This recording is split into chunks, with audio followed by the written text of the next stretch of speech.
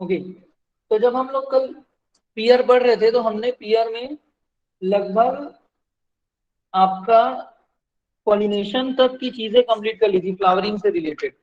हमने कल training pruning देखा था, प्रोपगेशन देखा था, प्लांटिंग देखा था, सॉइल एंड क्लाइमेट देखा हुआ था। इतनी चीजें हम लोगों ने पीयर में ऑलरेडी कंप्लीट कर लिया। उससे पहले हम लोगों ने यूरोपियन और जापानीज जो है उसमें डिफरेंस देखा हुआ है, और उनमें क्या क्या बॉटनिकल बॉटनिकल चीजें हैं वो देखा हुआ है। स्पीसीज के बारे में, रूट स्टॉक के बारे में हमने ऑलरेडी डिस्कस कर लिया है। आज हम लोग जो है पीयर में, आप लोगों का फ्लावरिंग फिजियोलॉजी वगैरह तो कंप्लीट हो चुका है, हम लोग जो है पीयर में इससे आगे की चीजें डिस्कस करेंगे। ठीक है। पीयर में हमने पॉलिनेशन के लिए पॉलिनाइजर 10% तक लगता है, 10% तक लगता है, यहाँ तक की चीजें हम लोगों ने ऑलरेडी पढ़ ली है। पीयर में फ्लावरिंग को इंक्रीज करने के लिए, ठीक है, पीयर में फ्लावरिंग को इंक्रीज करने के लिए दो टेक्नोलॉजी का उपयोग करते हैं। हालांकि ये यूजी लेवल पे पूछेगा या नहीं इसका मैं गारंटी, इसका आइडिया तो नहीं है, पर आपको पता होना चाहिए। एक होता है जिसे कहते हैं पॉली इथाइलिन हॉट कैप, और दूसरा होता है जिसे कहते हैं रिफ्लेक्टर बोर्ड। आप जो है इन दोनों चीजों का उपयोग करके फ्लावरिंग बढ़ा सकते हो। ठीक है। पीयर में अगर आपको फ्लावरिंग बढ़ाना है तो आप किसका किसका उपयोग कर सकते हो, पॉली इथिलीन हॉट कैप और रिफ्लेक्टर बोर्ड, इसका उपयोग कर सकते हो। Reflector board, polyethylene hot cap क्या होता है, इसकी खासियत क्या होती है, ये इथाइलिन इंड्यूस, इथाइलिन को रिलीज करता है, जिससे क्या होता है, पौधे में फ्लावरिंग इंड्यूस होती है। आप लोग को पता होगा कि कहीं ना कहीं एक जिब्रेलिन है जो फ्लावरिंग को रिड्यूस करता है और इथाइलिन फ्लावरिंग को इंड्यूस करता है। पाइनएप्पल में भी आपने इसका एग्जाम्पल देखा है, मैंगो में भी आपने इसका एग्जाम्पल देखा है। इथाइलिन कहीं ना कहीं फ्लावरिंग को इंक्रीज करने का काम करता है, याद है? ठीक यस है। सर। तो क्या होता है, फ्लावरिंग को इंक्रीज करने के लिए इथाइलिन रिलीज करता है, जिससे कि फ्लावरिंग इंड्यूस होती है। दूसरा चीज रिफ्लेक्टर बोर्ड, मतलब क्या होता है, पौधे की ओर सनलाइट को हम क्या करते हैं, रिफ्लेक्ट करते हैं। पौधे में जब सनलाइट रिफ्लेक्ट होगा तो कंटिन्यूअसली अगर एक डायरेक्शन से पौधे में सनलाइट आता है तो किसके ऊपर इफेक्ट पड़ता है, ऑक्सीजन फ्लावरिंग। के ऊपर कुछ। Yes sir. वेजिटेटिव। तो क्या नहीं, तो क्या होता है उससे, ऑक्सीजन जो है क्या होने लगता है, डिजनरेट होने लगता है। आप लोगों ने पढ़ा है ना, एवेनेस एवेना कर्वेचर में पढ़ा है ना, ऑक्सीजन जो है लाइट से डिजनरेट होता है। Yes sir. तो जब आप रिफ्लेक्टर बोर्ड का उपयोग करते हो तो ऑक्सीजन जो है क्या होता है, डिजनरेट होता है। जैसे ही ऑक्सीजन का कंसंट्रेशन रिड्यूस होने लगता है, ऑटोमेटिकली किसका कंसंट्रेशन बढ़ने लगता है, इथाइलिन का। और इथाइलिन के बढ़ने से कौन सा कंडीशन डेवलप होता है, फ्लावर इंडक्शन का, और फ्लावर इंड्यूस होता है। तो इन दो टेक्निक का यूज करके भी आप फ्लावरिंग को इंड्यूस इंड्यूस कर सकते हो। क्लियर है? ये बस टेक्निक यस है, सर। बहुत माइनर सा है डिस्कशन, बट पता होना चाहिए, कहीं आ गया तो काम आएगा। तो सर इसके अलावा फ्लोरल बुकेट्स वाला इसमें हो सकता है क्या? फ्लोरल बुकेट्स मतलब कौन सा वाला है ये? मतलब सर टेम्परेट क्रॉप्स में भी होता है, जैसे कुछ पॉलिनाइजर ट्री का पूरा इन्फ्लोरेंसेस ला के रख देते हैं, तो उससे जो इंसेक्ट होता है वो अट्रैक्ट होता है उससे। इंसेक्ट अट्रैक्ट करना ऑब्जेक्टिव नहीं है यहाँ पे एक्चुअली। हमारा मेन ऑब्जेक्टिव है कि हम इंसेक्ट्स के थ्रू सही पॉलन ला के दे पौधे को। आप बहुत सारे इंसेक्ट्स ला भी लो, और अगर वो इंसेक्ट उसी पर्टिकुलर वैरायटी के पॉलन को ला के उसी पर्टिकुलर वैरायटी के फूल में ला के डाल भी रहा है तो उससे कोई बेनिफिट नहीं होगा, क्योंकि male sterility, mail sorry self incompatibility मौजूद है वहां पे। समझ पा रहे हो ना? तो ये जो फ्लोरल हाँ ये। बुकेट्स ला के रखते हैं ना, ये एक्चुअल में खुद एज एन पॉलिन सोर्स का काम करते हैं, कि दूसरी हाँ यस, वेराइटी के ये फ्लावर पॉलिनेटर। इन्फ्लोरेसेंस को लाके हाँ लटका दें। तो जो वहां पे इंसेक्ट है वो कभी वो दूसरे वेराइटी के फ्लावर के इन्फ्लोरेसेंस को जाके लटका के रखे हो, उसमें जाके कुछ देर बैठे, वहां से पॉलिन को उठा के आपके मेन वेराइटी में ला के रखे, तो वो पॉलिनेशन के प्रोसेस को बेटर करने के लिए है। मतलब कहीं ना कहीं वो पॉलिन का व्यवस्था कर रहे हैं, प्ले पॉलिन का जुगाड़ करने के लिए है वो। ठीक है। ये चीज हाँ आपने ओके। उसमें देखा है फिग में। यस। फिग में एप्लीकेशन के लिए पढ़े थे ना तीन चार तरीका, हाँ यस या सर, फिर क्योंकि आपने कल उसमें भी पढ़ा है पॉलिनेशन मैंगो के। आपने जो करा था तो शायद उसमें मुझे लगा ये होगा। किसमें? कल आपने पॉलिनेशन करा था तो मुझे लगा शायद एक हो सकता है उसमें, हाँ उस ये, पॉइंट में अच्छा ये पॉलिनेशन। आपने कहा फील्ड में कराया है क्या? अब फील्ड में तो वैसे होता है सर, लेकिन जो क्वेश्चन सॉल्व करते हैं वहाँ भी आता है कि जो पोलन छोड़ सकते हैं, और ई कोर्स में भी था ये एक टेक्निक थी कि वहाँ पे जो फ्लोरल बुकेट सकते हैं। एक बार मुझे भेजिएगा ये कौन से क्रॉप में है, तो मैं उसको बेटर समझ पाऊंगा क्या बोलना चाह रहा है वो चीज। बाकी ये चीज हाँ आपको दो तीन जगहों पे मिल जाएगा। ये टेक्नोलॉजी आपका केजिंग में भी एक ये इस टाइप का कंडीशन क्रिएट कर सकते हैं। इवन इस टाइप का चीज आपके कैप्रिफिकेशन में भी करते हैं और टेम्परेट में भी कर सकते हैं, नो डाउट, क्योंकि सेल्फ इनकम्पेटिबिलिटी है। मान लो रेड डिलीशियस वैरायटी आपने ग्रो की है, इसमें मैं कोई भी इंग्लिश वैरायटी के फ्लावर को ला के इसके इसके मेन फूल के ऊपर में ला के लटका दूंगा। हनी भी कभी इसमें जाएगी कभी इसमें जाएगी, तो इसका पॉलिन कभी ना कभी इसमें जाएगा और पॉलिनेशन हो जाएगा। आपको पौधा लगाने की जरूरत नहीं है, आप सीधा सीधा फ्लावर की इंफ्लोरेसेंस को लाके लटका दो, लेकिन वो लटकाना जरूरी होगा। हाँ, ठीक यस है, सर। वही चीज है वो। Okay sir. ओके, नेक्स्ट आता है फ्रूट सेट। अगर मुझे फ्रूट सेट को बढ़ाना है तो मैं किसका स्प्रे करूंगा? GA3। GA3। तो मेनली जिब्रेलिन का उपयोग किया जाता है आपका किसके लिए? फ्रूट सेट को बढ़ाने के लिए, याद रखना। इसके अलावा अगर आपको और फ्रूट सेट को बढ़ाना है तो आप 2,4,5-T, SADH या बोरॉन का स्प्रे कर सकते हैं। बोरॉन आप लोग को पता होगा पॉलिन जर्मिनेशन के लिए बहुत जरूरी है। ठीक है, बोरॉन, इन सब का उपयोग करके आप जो है फ्रूट सेट को बढ़ा सकते हो। ठीक है, वहीं पे अगर फ्रूट ड्रॉप की समस्या आ रही है तो आप किसका उपयोग करोगे, कौन से हार्मोन का? NA। NAA। NAA 5 से 10 ppm आप उपयोग करके फ्रूट ड्रॉप को कंट्रोल कर सकते हो। ठीक है, और सर उसके ये फ्रूट अलावा सेट में जो आपने SADH लिखा है वो तो एंटी जिबरेलिन के काम करेगा ना, ऐसे? क्या जो तो फ्रूट सेट में SADH यूज करता है वो तो एंटी जिबरेलिन इफेक्ट है उसका, तो फिर? इसको यूज तो करते हैं पर इसका शायद यहाँ पे वर्किंग फिजियोलॉजी कुछ और होगा, कोई और तरीके से शायद कर रहा होगा। हो सकता है कहीं पे कुछ और कारण से होगा, हाँ, क्योंकि ये दोनों एक दूसरे के अगेंस्ट है। मेरा भी ध्यान इसमें गया नहीं। ठीक है, इसको अभी मत लिखो, हालांकि ये मेंशन्ड है बुक में, पर इसका वर्किंग क्या है वो जब पता चलेगा तब आप लिखना उसको। ठीक है, GA3 2,4,5-T बोरॉन, ये याद रखना। ठीक है, ओके सर। इसके अलावा थिनिंग, हमको अगर थिनिंग करना है, फॉर एग्जांपल मुझे फ्रूट थिनिंग करना है, तो मैं क्या हार्मोन का उपयोग कर सकता हूँ बताइए? अच्छा, सबसे पहले तो फ्रूट थिनिंग करेंगे कब, क्यों करेंगे सबसे पहले तो? सर ज्यादा फ्रूट हो जाता है तो हाँ, ट्रांसलोकेट का इशू। किसी वैरायटी में मान के चलो जरूरत से ज्यादा फ्रूट बन गया तो क्या होगा, फ्रूट का साइज रिड्यूस हो जाएगा, क्वालिटी कम आएगी, नेक्स्ट ईयर में फ्रूटिंग कम आएगी। तो उन चीजों को अवॉइड करने के लिए हम थिनिंग करते हैं। तो थिनिंग हम दो चीजों का कर सकते हैं, फ्रूट का कर सकते हैं, फ्लावर का कर सकते हैं।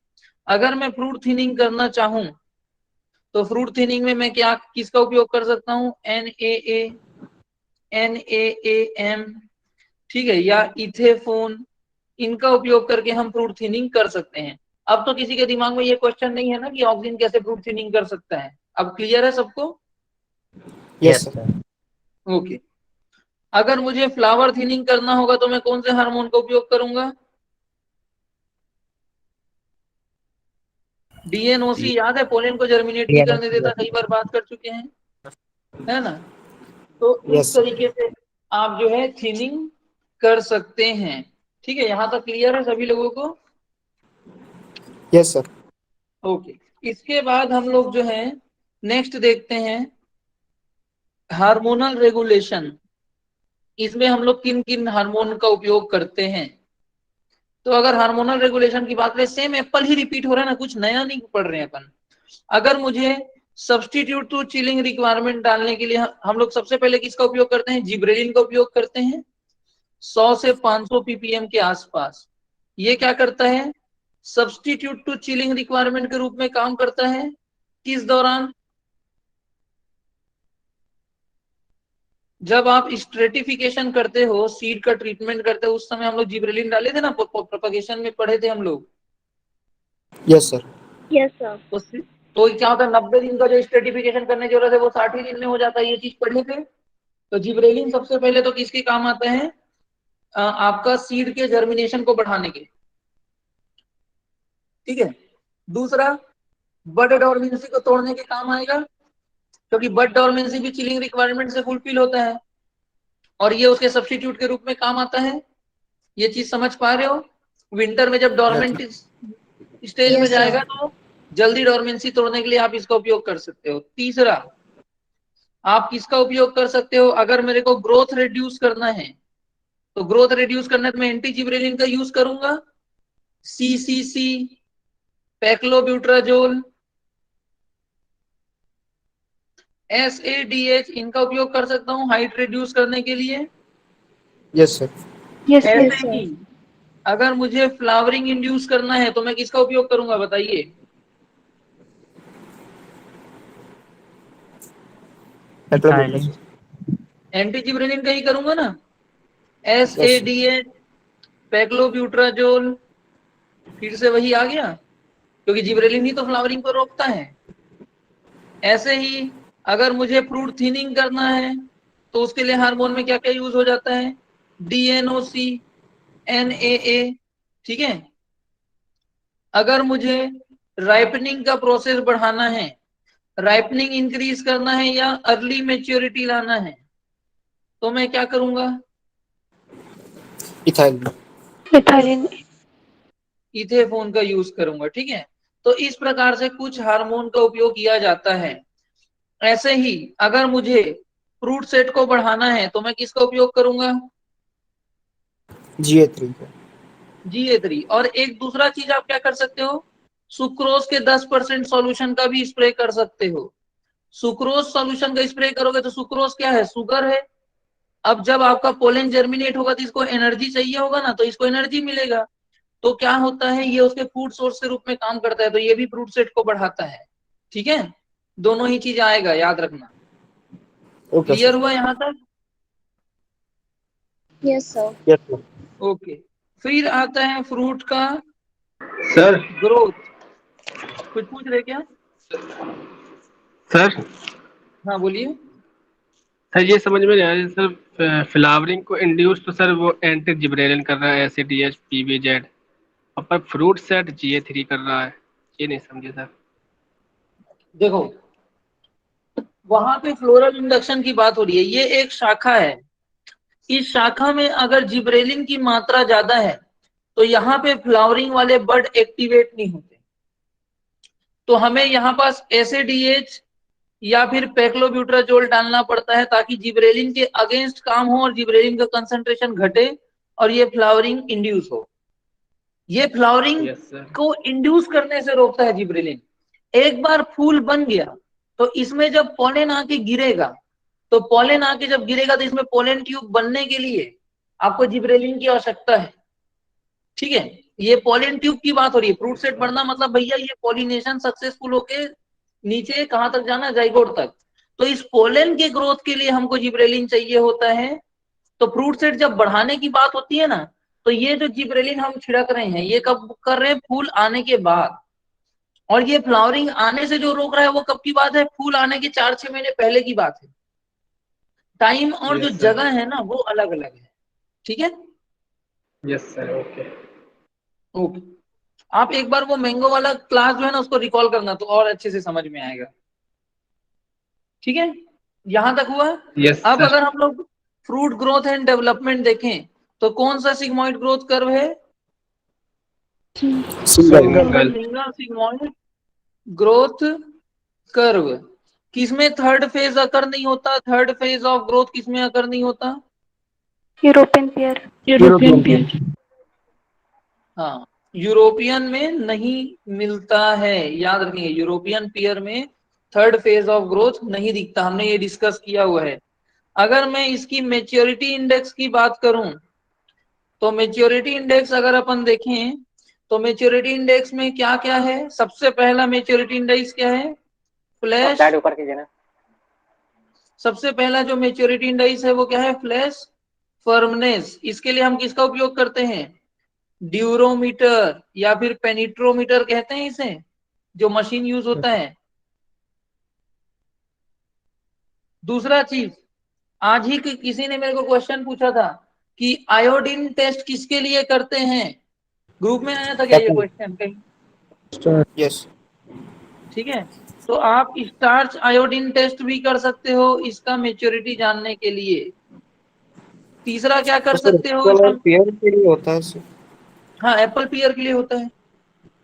ठीक है, हाँ ओके, एप्पल में भी मतलब तो और आपने, कोई टेम्पलेट फ्रूट में नहीं आता ना, सिर्फ ये दो में ही होता है?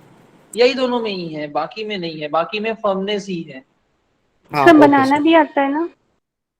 बनाना में ना स्टार्च आयोडीन टेस्ट एग्जैक्टली उसमें मेंशन नहीं है, स्टार्च कंटेंट उसमें भी है, लेकिन स्टार्च आयोडीन टेस्ट करते हैं कि नहीं करते हैं वो एकदम कंफर्म नहीं है।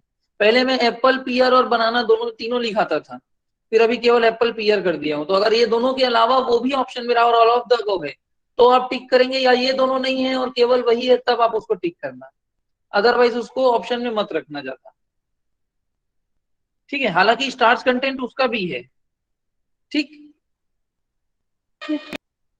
तीसरा आता है लेंटिसेल्स। आपने देखा था यहाँ पास इसमें खूब सारे ऐसे स्पॉट्स होते हैं जिसे हम लेंटिसेल्स कहते हैं, ये गैसियस एक्सचेंज के काम आता है। स्टार्टिंग में ये व्हाइट कलर के होते हैं, कब? जब ये इमेच्योर रहते हैं, और जब ये मेच्योर होते हैं तो ये ब्राउन कलर के हो जाते हैं। तो जब ये ब्राउन कलर के हो जाए मतलब हमको क्या समझना है कि हाँ भाई हमारा क्रॉप जो है मेच्योर हो चुका है। समझ में आ रहा है? यस। Yes sir.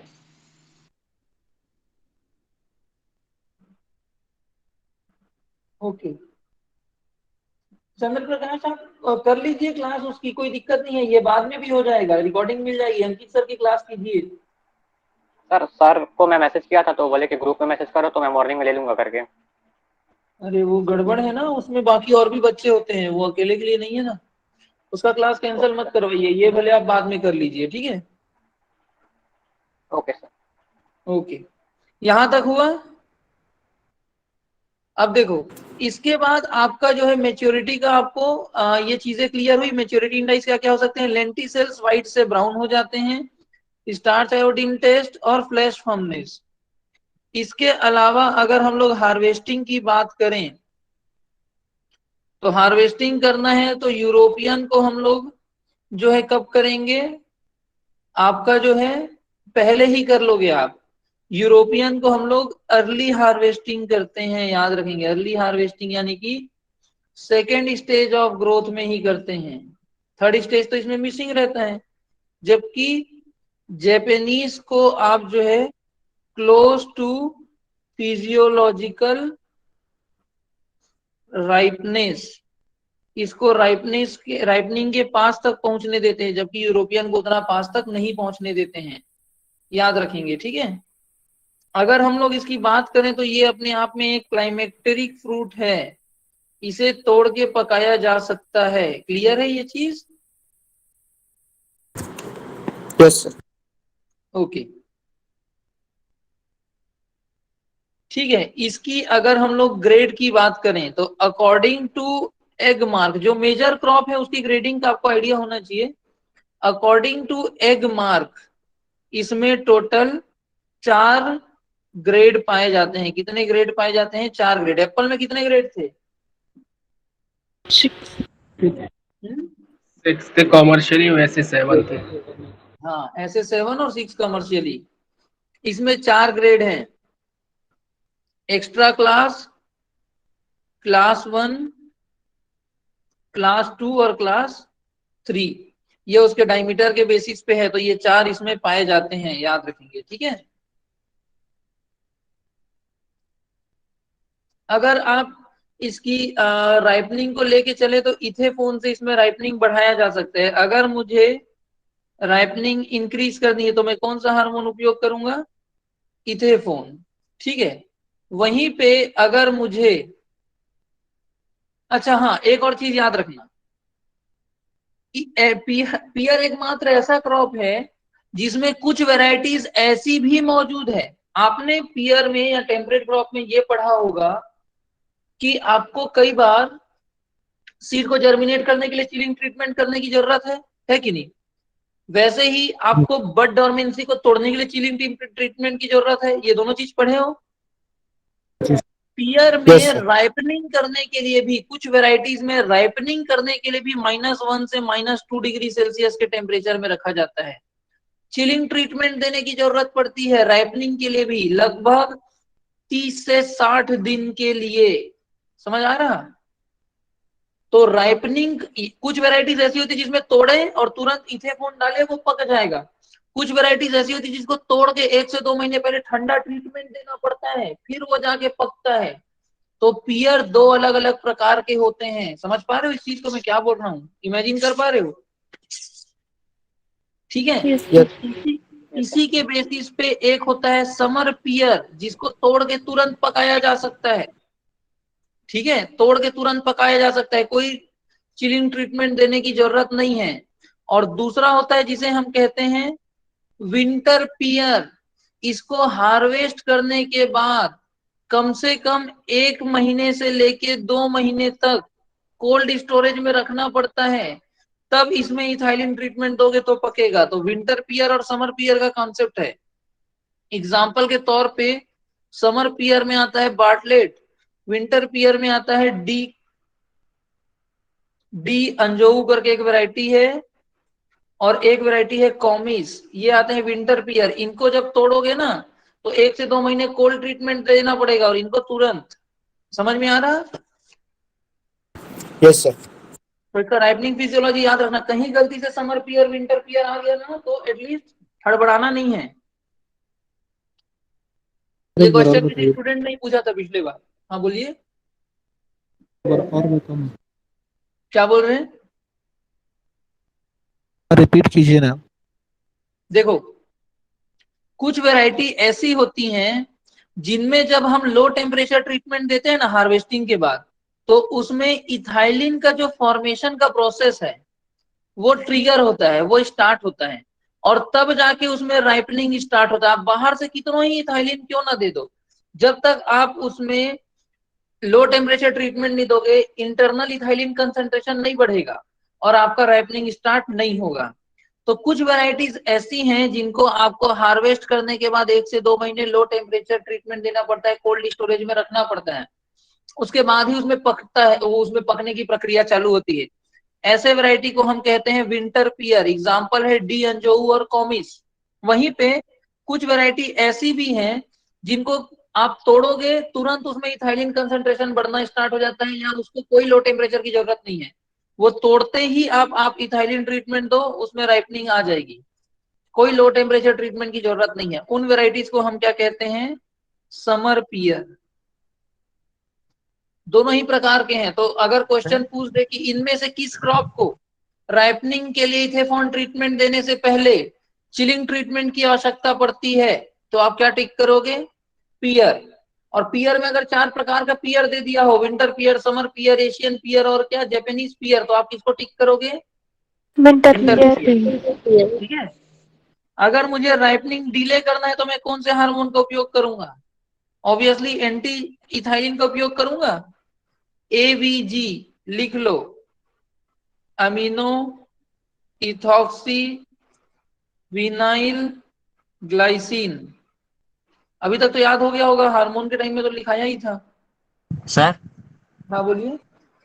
सर ये इथाइलिन कंसंट्रेशन टेम्परेचर हाई होता है तो सर बढ़ता है ना, लो टेम्परेचर में कैसे? नहीं, ऐसा कोई जरूरी नहीं है। टेम्परेचर हाई होने वाला जो रिफ्लेक्टर बोर्ड वाला कॉन्सेप्ट है वो तो सनलाइट का है, सनलाइट से वो आपका डिजेनरेट होता है। और ये जो है ना, इसमें कुछ पर्टिकुलर वेराइटीज के साथ ये है, ये कंसेप्ट है। शायद और कोई पर्टिकुलर, अच्छा ये हो सकता है ना, जब आप -1 -2 डिग्री सेल्सियस का टेम्परेचर दोगे तो पौधे फ्रूट में क्या पहुंचेगा? Stress condition. ऐसा है, और यस स्ट्रेस पे क्या आएगा? Ethylene, FCC ethylene. के, है ना। तो उस तरीके से ये काम करता होगा इन वेराइटीज में। ठीक है। सर दूसरी वैरायटी कौन सी बताई विंटर की? क्या बोल रहे हैं? दूसरी वैरायटी कौन सी बताई विंटर पेयर की? कॉमिस, कॉमिस और एक डी अंजू। और समर में आप लिख लेना बार्टलेट। अलग अलग ओके सर। जगहों पे अलग अलग फिजियोलॉजी है एक्चुअली। ये सब पौधे के द्वारा अपने आप को लंबे समय तक बचा के रखने के लिए मैकेनिज्म है, और कुछ नहीं है। अब उसको लेकिन सर हमको इथिल पढ़ना। का भी एप्लीकेशन करेंगे तो -1 -2 मतलब 2 महीने के बाद निकाल दिया तो नॉर्मल टेम्परेचर पे ही करेंगे ना, वहाँ हाँ तो हाँ, हम नॉर्मल स्टोरेज टेम्परेचर पे हो जाएगा। करेंगे। हाँ तो शायद वहाँ पे इथिलीन वैसे भी डाल के कोई फायदा नहीं होगा -1 डिग्री पे। नहीं, आप चिलिंग ट्रीटमेंट देते टाइम में इथाइलिन देने कोई मतलब नहीं है वहां पे। Yes sir. आप चिलिंग ट्रीटमेंट के बाद इथाइलिन ट्रीटमेंट करोगे। जो आप जब टीके कोर्स पढ़ोगे ना मास्टर्स में, उसमें साफ साफ लिखा हुआ है, chilling treatment of -1 to -2 degree Celsius is required before ripening for 30 to 60 days.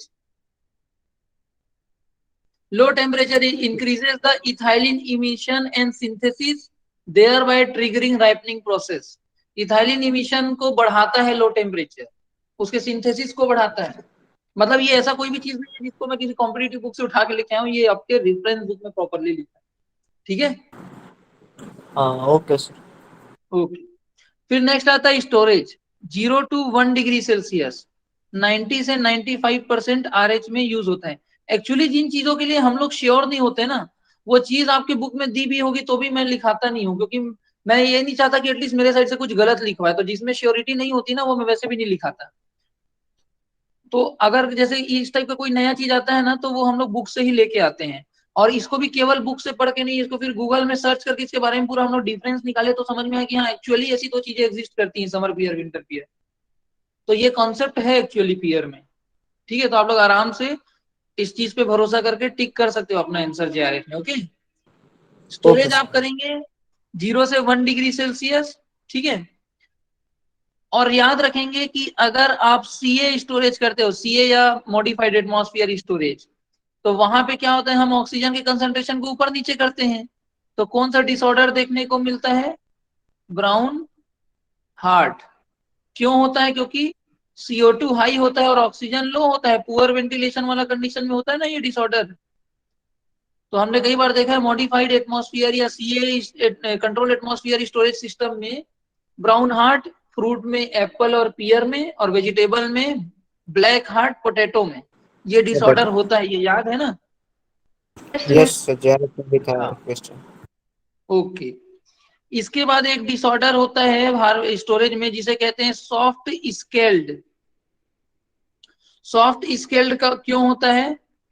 क्योंकि आपका कैल्शियम का कंटेंट कहीं ना कहीं कम होता है। सॉफ्ट स्केल्ड मतलब फ्रूट में सॉफ्टनिंग आ रहा है। तो हम लोग फ्रूट के फर्मनेस को मेंटेन करने के लिए किसका स्प्रे करते हैं?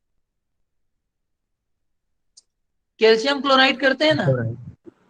यस तो सर। बस कैल्शियम की कमी से सॉफ्ट स्केल्ड होता है, और उसके लिए हम लोग जो है कैल्शियम क्लोराइड का स्प्रे कर सकते हैं। याद रखेंगे। यहाँ तक की चीज क्लियर हुई? Yes sir. ओके। अब आपका जो है नॉर्मल कल्टीवेशन का जो प्रोसेस था, वो आपका पीयर में कंप्लीट होता है। ठीक है, अब सर आपके कितना पीयर परसेंट में स्प्रे करेंगे? 4 to 5%। अब आपके पीयर में 4 चीजें बच गई। एक बचा है इंसेक्ट, दूसरा बचा है डिजीज, तीसरा बचा है आपका वैरायटी, और चौथा बचा है डिसऑर्डर। वैरायटी और डिसऑर्डर को आज कंप्लीट करा पाना मुश्किल होगा, ये हम लोग कल की क्लास में करेंगे, और तुरंत क्वींस स्टार्ट करेंगे, और क्वींस कल ही खत्म हो जाएगा। इंसेक्ट डिजीज को अभी हम लोग कवर करते हैं। ठीक है, अगर हम लोग इंसेक्ट की बात करें, तो इंसेक्ट की अगर अपन बात करें तो सबसे पहले इसमें इंसेक्ट लगता है जिसे हम लोग कहते हैं पियर सिल्ला। थोड़ा फास्ट लिखना, इसमें कोई ऐसी चीज नहीं है जो नया पढ़ रहे हैं। ठीक है, पियर सिल्ला। तो सिल्ला का बॉटनिकल नेम अगर आप लोगों को याद होगा तो इसका बॉटनिकल नेम है सिल्ला पायरिकोला। बॉटनिकल नेम आप लोग को याद होगा। ठीक है, सिल्ला पायरिकोला ही आपका जो है कहीं ना कहीं वेक्टर ऑफ पियर डिक्लाइन। इसमें पियर में डिसीज होता है जिसे हम लोग कहते हैं पियर डिक्लाइन, उसका वेक्टर के रूप में काम करता है। ये पियर डिक्लाइन एमएलओ के द्वारा कॉज होता है, ये चीज तो याद होगा सभी लोगों को, है ना? तो पियर सिल्ला जिसका बॉटनिकल नेम आपको याद रखना है, ये पियर डिक्लाइन को फैलाता है। याद रखेंगे, इसके लिए कोई रेजिस्टेंट वैरायटी नहीं है, रेजिस्टेंट वैरायटी नहीं है। पर एक वैरायटी है जिसे कहते हैं स्पाइना कार्पी। ये स्पाइना कार्पी वैरायटी में ये अंडे देना पसंद नहीं करता। पियर सिल्ला जो है इस वैरायटी बस में अंडा नहीं देता, तो ये कहीं ना कहीं थोड़ा बहुत इससे बच जाता है, अदरवाइज रेजिस्टेंट वैरायटी कोई भी नहीं है। ठीक है, और चूंकि सिल्ला एक सकिंग पेस्ट है, तो ये क्या सिक्रीट करता है? हनी ड्यू सिक्रीट करता है, जिसमें कौन सा डिजीज आता है? शूटी छोटी मोल्ड। मॉल्ड। तो इतनी चीजें आपको एटलीस्ट इसके बारे में याद रखनी है।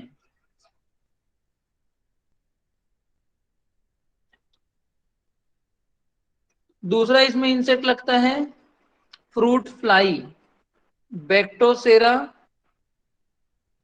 डॉर्सेलिस। अब फ्रूट फ्लाई का ये है कि वही क्वेश्चन बार बार पूछता है, फ्रूट फ्लाई अंडा कहाँ देगा, तो कहाँ देगा बताओ? Epidermis of fruit.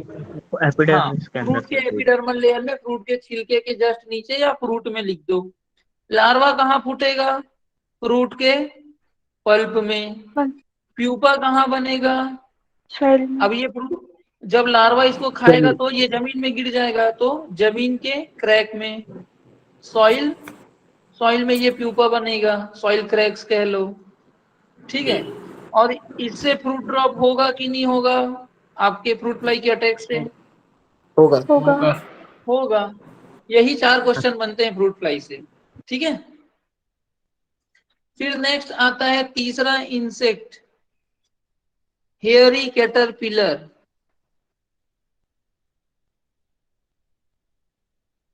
याद रखेंगे यूप्रोक्टिस स्पीसीज। आप लोगों को उस टाइम भी मैं बताया था, कुछ ऐसे सिम्टम है जो नाम से जाने जाते हैं। इसकी खासियत ये स्क्लेटोनाइजिंग इफेक्ट शो करता है, स्क्लेटोनाइजिंग सिम्टम शो करता है ऑन लीफ। लीफ के पूरे पत्तियों को खा जाता है, हरा पोर्शन को, और केवल ये वेन्स को छोड़ देता है। केवल ये वेन्स नजर आएंगी और बीच का ये जो हिस्सा है उसको पूरा खा जाता है। तो उस सिम्टम को हम क्या कहते हैं? स्क्लेटोनाइजिंग। और किसमें देखा गया है ये skeletonizing symptom? Diamond black moth, DBM. तो इसको याद रखना जब मैं हाटा आप लोग बीटल, को किसमें? ब्रिंजल में भी एक पेस्ट आती है उसमें। हड्डा बीटल भी यस सर, करता है। हार्डा हाटा बीट। बीटल। हाँ, वो भी करता है ना? तो ये जो पर्टिकुलर सिम्टम है, ये सिम्टम के बारे में हमने पढ़ा था जब आप लोगों को डिजीज का क्लासिफिकेशन बता रहा था अभी। और उसी टाइम में मैं आप लोगों को राइनासोरस बीटल का भी बताया था, और एक डिजीज का भी बताया था, ब्लैक लेग है जहां तक है ना। तो उसको याद करके लिख लेना भाई, उसको याद रखना कि किसमें क्या क्या सिम्टम है। यहाँ पे बताऊंगा तो फिर 5-10 मिनट उसमें निकल जाएगा, तो आपका क्रॉप कंप्लीट नहीं हो पाएगा। तो किसमें इन्वर्टेड वी शेप का कट बनता है, ठीक है, किसमें वी शेप का पैच बनता है, वो सारा चीज उस दिन लिखवाया हूँ, तो उसको आप लोग याद कर लेना एक बार। ठीक है, सर थोड़ी स्लाइड नीचे। ओके। नेक्स्ट आता है codling moth. Codling moth botanical name क्या है? साइडिया पोमोनेला। देखो एप्पल में भी था, यहाँ पे भी आ रहा है। ये जो कॉडलिंग मोथ है, याद रखेंगे, ये भी पीयर डिक्लाइन को फैलाता है। ये भी पीयर डिक्लाइन का वेक्टर है। 2 वेक्टर है टोटल, एक कॉडलिंग मोथ और दूसरा सिल्ला। ठीक है,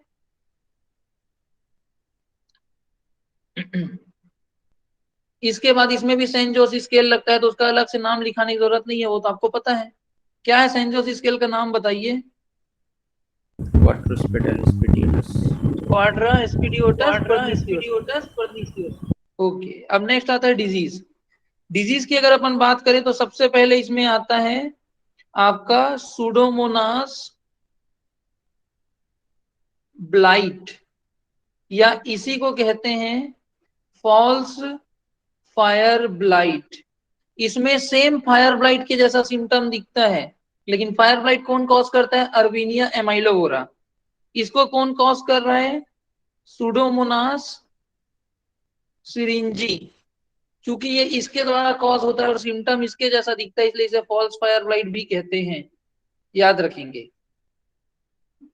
दूसरा, पियर में भी स्कैब होता है। Causal organism Venturia pirina, Venturia pirina, PIRINA, pirina. उसके अलावा इसमें भी एक डिजीज लगता है जिसे कहते हैं ओक रूट फंगस। ये ओक रूट फंगस पूरे टेम्परेट क्रॉप में लगता है। बॉटनिकल नेम आप लोग को एकदम रटा जाना चाहिए इसका, आर्मिलेरिया मेलिया, अभी सब में आएगा। इसका स्पेसिफिक सिम्टम है शू स्ट्रिंग रूट रॉट। ये नाम याद रखेंगे, शू स्ट्रिंग रूट रॉट।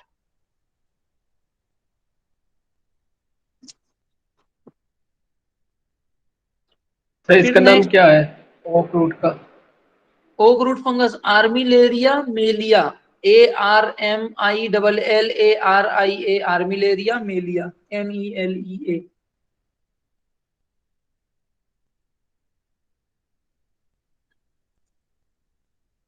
इसके अलावा इसमें भी आपका पाउडरी मिल्ड्यू होता है, सेम है, पोडोस्टेरा ल्यूकोट्राइका। मतलब आपको एक जगह याद रखना है, आप देख पा रहे हो वही नाम बार बार रिपीट हो रहा है, इसलिए जानबूझ के मैं लिखा रहा हूँ, अदरवाइज रिपीट कराने का मतलब है नहीं, पर कम से कम आप लोग को याद हो जाएगा। फिर आता है एक लास्ट, पियर डिक्लाइन। अब इसको आपको डिटेल में याद रखना, बाकी सब तो कॉमन थे अभी तक जो थे। पियर डिक्लाइन को कौन फैलाता है भैया? माइकोप्लाज्मा फैला, माइकोप्लाज्मा के कारण होता है। फैलाता कौन है? वेक्टर कौन कौन है इसके? पियरसिल्ला कॉडलिंग मॉथ। और एक कॉडलिंग मोथ। तो वेक्टर याद रखना है और ये याद रखना है। ये क्या करता है, जहां पे ग्राफ्टिंग हुआ रहता है ना, वहां पे जाके जाइलम और फ्लोयम के अंदर जो न्यूट्रिएंट का एक्सचेंज होता है उसको ये क्या कर देता है, रोक देता है। यहाँ बस क्या करता है, ये नेक्रोसिस करने लगता है, इसको सड़ाने लगता है, जिससे कि पौधा एक दिन मर जाता है। तो इस तरीके से पियर डिक्लाइन क्या करता है, पौधे को मारने का काम करता है। ठीक है, तो पियर डिक्लाइन में क्या होता है, पियर माइकोप्लाज्मा के कारण होता है, एमएलओ के नाम से भी पूछा जा सकता है। पियर सेल्ला और कॉडलिंग मूथ इसको फैलाते हैं। ठीक है, क्या करता है लिखना है क्या? मतलब सर ये सिर्फ क्राफ्ट यूनियन के पोर्शन पे ही अटैक करेगा, चाहे कोई भी स्टेज ऑफ ग्रोथ हो? हाँ हाँ, हाँ लिखना ओके चाहो सर। तो लिख लो, it invades the phloem tissue of a scion and slowly